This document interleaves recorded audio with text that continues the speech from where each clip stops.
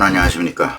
이 시간 방송은요, 우크라이나 해상 드론의 활약, 그리고 러시아 군함의 쿠바 입항 소식, 또 러시아에 온 아프리카 유학생들이 우크라이나 전쟁터로 내몰리고 있다는 소식을 전해드리겠습니다.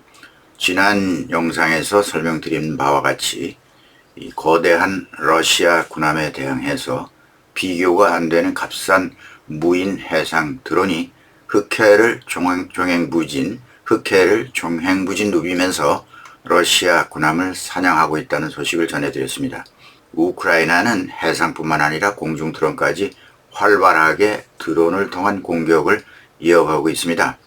포탄이 부족한 상황에서 드론이 이 부족한 포탄을 대신하고 있지 않나, 그런 생각이 듭니다. 이로 인해서 지난주 러시아군은 흑해 지역에서 활동하고 있는 모든 군함들에게 아조해 연안으로 전부 직결하라, 이렇게 명령했다고 하는군요. 최대 5척의 상륙 돌격함, 또 12척의 수상 전투함, 호위함 등이 아조해 한 만에 깊숙이 집결하게 되었는데요. 현지 시간 6월 8일에서 9일 밤이죠. 우크라이나 해군 무인 드론이 정박 중인 러시아 함선에 접근해서 타격을 가했다고 합니다.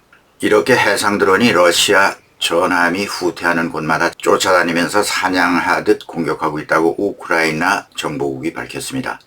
거대한 함선에 비해 눈에 잘 띄지도 않는 해상 드론에 쫓겨다니는 러시아 해군을 보면서 이번 전쟁에서 드론이 전쟁 무기가 되었고, 드론 전쟁이라고 하는 새로운 개념이 생기게 되었습니다.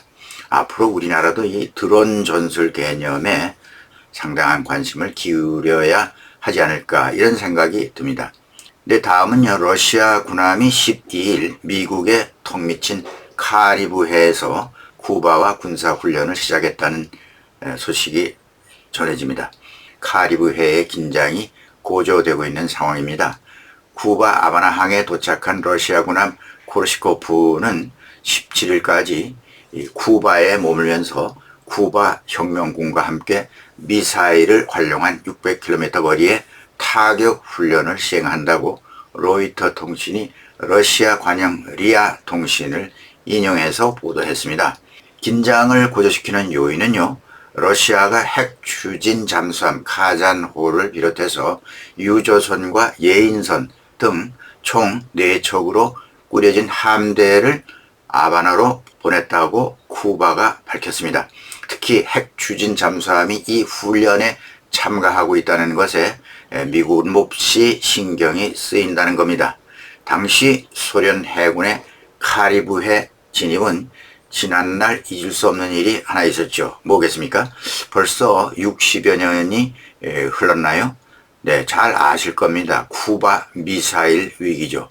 1962년 10월 22일 쿠바의 미사일 기지를 설치하기 위해 몰래 핵 미사일 자재를 실은 소련 군함이 카리브해로 진입하게 되었는데요. 이때 미국의 고고도 정찰기 U2기에 의해서 이것이 포착이 됩니다.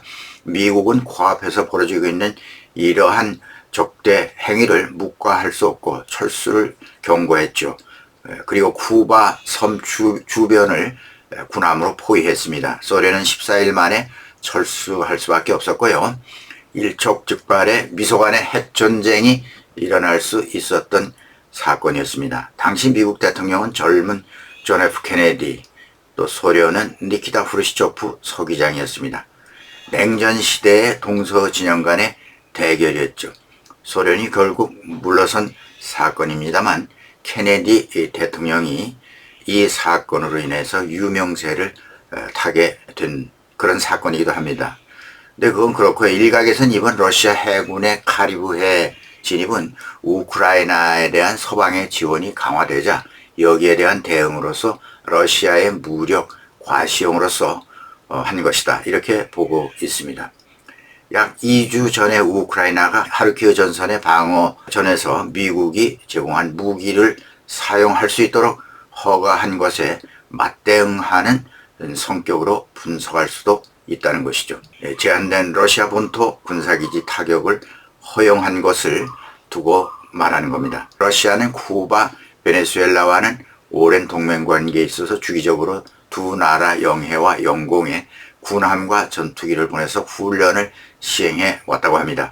미 국무부 대변인은 일상적인 방문 활동이다, 이렇게 말하면서도 우크라이나와 북대서양조약기구 동맹국을 지원하는 미군의 임무와 맞물려 러시아 군사훈련이 강화됐다라고 AP통신은 전했습니다. 말하자면 미국 행정부의 판단은 러시아 해군의 움직임은 일상적인 해군 활동에 그저 지나지 않는다, 이렇게 본다는 것입니다. 네, 카리브해는 북동쪽으로는 쿠바, 아이티, 도미니카 공화국, 남쪽으로는 베네수엘라와 콜롬비아, 또 서쪽으로는 중앙 아메리카 여러 나라가 접하고 있는 그런 바다입니다. 해밍웨이의 노인과 바다라는 소설이 있죠. 그 무대가 되는 바다이기도 합니다. 네, 다음은 러시아의 아프리카 유학생들 얘기인데요. 이번 하르키우 전선에서는 러시아군 중에서 아프리카 병사들이 합류한 것이 눈에 띄었다, 이렇게 주장하고 있습니다. 이것이 뭐 이상할 것은 없죠. 우크라이나 군에도 국제군단이 있으니 이상할 것은 없습니다만 러시아 군에도 국적이 다양한 병사들이 합류하고 있다는 얘기입니다. 그 중에서 아프리카계가 많다는 것이죠. 유럽의 관리들에 의하면 크레므린 당국이 수천 명의 외국인 학생과 이민자들을 우크라이나 전선에서 군대에 복무하도록 강요하고 있다는 주장이 나왔습니다. 러시아에 공부하러 온 아프리카 학생과 일을 하기 위해서 들어온 젊은 노동자들이 많은데요. 이들을 군대에 합류시키려고 한다는 겁니다. 비자 갱신을 미끼로 해서 동의하지 않으면 비자를 취소한다는 그런 위협이죠.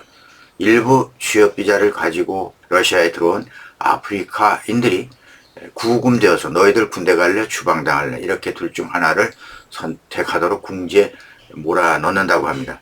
일부는 뇌물을 주고 징집을 피하는 경우도 있다고 합니다만 이렇게 해서라도 전쟁을 러시아는 계속 해야 하는지 정말 푸틴의 비인간적인 만행이 아닌가, 이런 만행이 하늘을 찌른다, 이런 생각이 듭니다.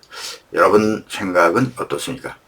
우크라이나 정보 보고서에 따르면 러시아는 아프리카 대륙 현지에 모병관을 보내서 여러 국가들을 순회하면서 최소 21개국이라고 합니다. 여기서 외국 용병을 모집하는 소위 글로벌 캠페인을 벌이고 있다고 합니다. 가난한 아프리카 국가를 돌면서 이런 짓을 하는 거죠. 아프리카뿐만 아니라 러시아 자치공화국 내에서도 소수민족 등 가리지 않고 사람을 모집하고 있는데요. 표면상으로는 채용 캠페인이죠.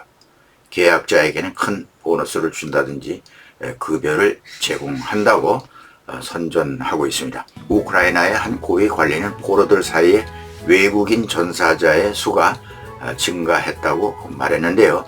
특히 아프리카인과 네팔인이 많다고 밝혔습니다. 네, 병력 충원에 고심하는 러시아군 실태 한 단면을 보고 있습니다. 오늘은 여기까지 하겠습니다. 여러분 감사합니다.